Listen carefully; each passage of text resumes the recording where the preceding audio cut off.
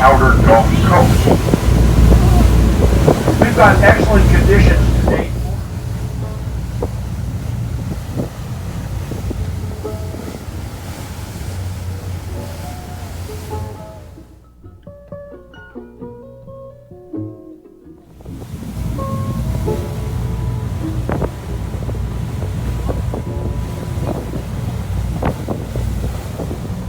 Mr. Stellar and many of the crew members did make it back, and when they got to the homeland, they told not only of the new lands, but of enormous quantities of sea otters, and this started the greatest migration in the history of man for the harvest of wildlife.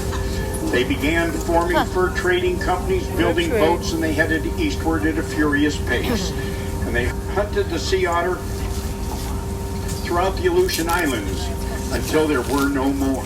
And by the very early 1800s, the last of the North Pacific sea otters could be found only in small and scattered pockets in the North Pacific.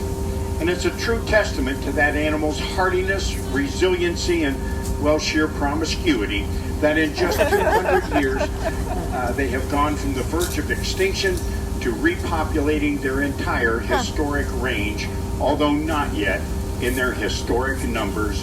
And the otter was hunted only for their fur, not for food. And they have the thickest fur of any animal on the planet. The average human's got about 150,000 hairs on our body. Head, arms, legs, everywhere, about 150,000 hairs.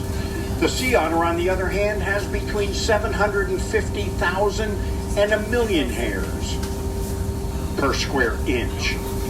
5 to 7 times as many hairs in a square inch as you have on your entire body.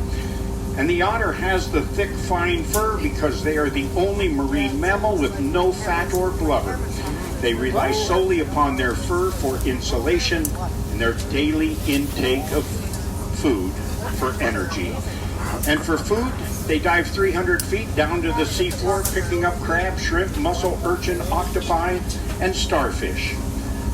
And a sea otter needs to eat about 20 to 25% of its body weight every day to maintain health and growth. 8% of their life is in feeding.